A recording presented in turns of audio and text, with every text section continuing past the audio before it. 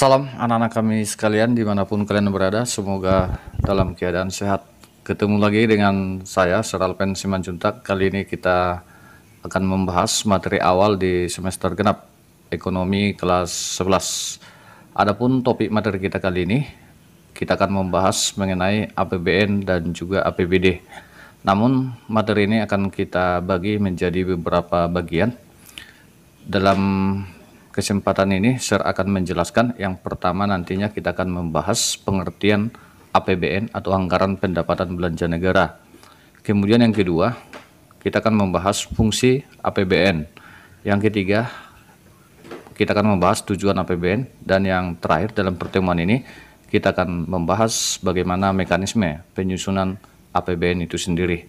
Nah, baik anak-anakku sekalian, langsung saja kita masuk. Yang pertama kita bahas dulu apa sih yang dimaksud dengan APBN. Nah, APBN ini merupakan singkatan dari anggaran pendapatan belanja negara. Nah, di sini dapat kita artikan bahwa APBN itu artinya daftar yang merinci daftar yang merinci segala pendapatan dan pengeluaran suatu negara dalam satu periode. Nah, kata kunci di sini APBN itu berarti sebuah daftar yang memuat pendapatan dan juga pengeluaran. Nah, yang mana ini disusun dalam periode tertentu, biasanya itu dalam 1 tahun ya. Nah, kemudian APBN ini merupakan salah satu perwujudan pasal 23 Undang-Undang Dasar 1945. Kemudian APBN ini nanti dihitung dari 1 Januari sampai dengan 31 Desember setiap tahunnya.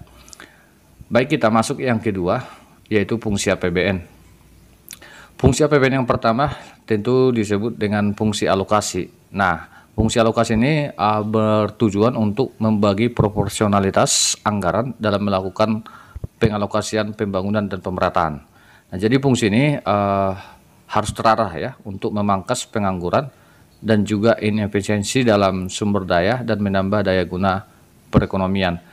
Nah, dalam fungsi alokasi ini tentu nanti kita dapat melihat bahwa anggaran yang disusun oleh pemerintah itu bisa kita melihat arah ataupun prioritas pembangunan yang akan dilakukan dalam periode anggaran ya.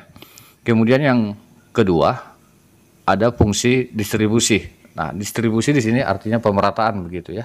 Yang mana anggaran itu tentu dialokasikan supaya dapat menyalurkan kepada masyarakat dengan merata ya. Artinya harus rasa pantas dan keadilan. Kemudian fungsi ini berguna untuk mencapai sama rasa dan sama rata antar wilayah dan daerah ya. Jadi penggunaan anggaran negara itu harus berkeadilan ya dari setiap daerah di Indonesia. Itu yang dimaksud dengan fungsi distribusi. Yang ketiga, ada fungsi stabilisasi ya. Nah, di sini stabilisasi berarti menstabilkan. Maksudnya di sini menstabilkan bahwa anggaran itu dapat menstabilkan kegiatan ekonomi, yaitu kegiatan produksi, distribusi, dan juga konsumsi ya. Kemudian ada fungsi otoritas. Nah, ini mengandung artian bahwa anggaran negara itu adalah sebuah tonggak atau pokok pelaksanaan pendapatan dan juga belanja dalam setiap tahunnya. Selanjutnya ada lagi fungsi perencanaan. Nah, fungsi perencanaan ini untuk mengalokasikan sumber daya sesuai dengan apa yang sudah direncanakan setiap tahunnya. Dan yang terakhir disebut dengan fungsi regulasi atau aturannya. Nah, ini untuk mendorong kebutuhan ekonomi suatu negara dan bertujuan dalam jangka panjang untuk meningkatkan kemakmuran rakyat tentunya. Nah, itu fungsi-fungsi daripada APBN. Sekarang tujuan APBN. Nah, yang pertama, APBN itu bertujuan sebagai pedoman penerimaan dan pengeluaran negara dalam melaksanakan tugas. Nah, ini dia sebagai pedoman ya tentunya. Kemudian yang kedua, meningkatkan transparansi dan juga pertanggungjawaban pemerintah kepada DPR dan juga masyarakat luas. Yang tujuan ketiga, meningkatkan koordinasi antar bagian dalam lingkungan pemerintah ya.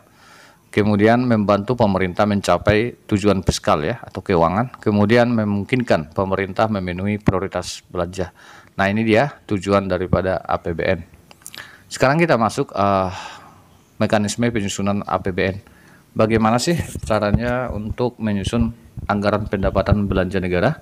Nah, coba disimak. Di sini saya kasih penjelasan. Yang pertama, pemerintah, dalam hal ini pemerintah ada presiden, wakil presiden, ada menteri dari setiap departemennya. Nah, tentu mereka pertama sekali melakukan atau menyusun RAPBN dalam bentuk nota keuangan ya. Jadi masih dalam bentuk RAPBN. Yang mana RAPBN ini singkatan dari Rancangan Anggaran Pendapatan Belanja Negara. Nah, itu disusun oleh pemerintah, dirancang oleh pemerintah beserta kementerian. Kemudian draft tadi, nota keuangan ini, rancangan ini akan diajukan kepada DPR. Nah, ini akan diajukan kepada DPR. Kemudian DPR itu melakukan sidang ya. Jadi RAPBN ini disidangkan begitu. Nah, setelah itu tentu DPR akan memberikan jawaban. Jawaban daripada DPR nanti ada dua, bisa saja ditolak ya, rancangan tadi bisa saja ditolak dan bisa diterima begitu. Nah, kemudian kalau dia ditolak, tentu APBN, tentu pemerintah akan menggunakan APBN tahun lalu begitu ya.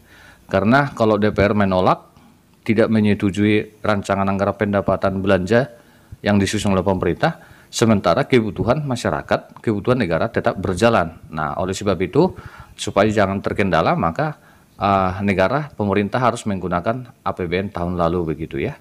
Nah, kalau diterima, tentu APBN ini ditetapkan atau diundangkan ya, dijadikan menjadi undang-undang, lalu kemudian dikembalikan kepada pemerintah untuk dilaksanakan ya. Nah, begitu. Karena di sini adalah pemerintah yang mengeksekusi pemerintahan ya, menjalankan pemerintah. Nah, ini dia mekanisme penyusunan anggaran pendapatan belanja negara. Kesimpulannya bahwa anggaran pendapatan belanja negara itu disusun oleh pemerintah melalui presiden dan menterinya, kemudian diajukan kepada DPR begitu. Nah, saya rasa itu saja materi kita kali ini.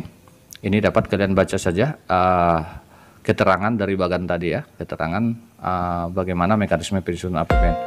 Demikian penjelasan dari Seralpen. Semoga apa yang saya jelaskan dapat kalian pahami.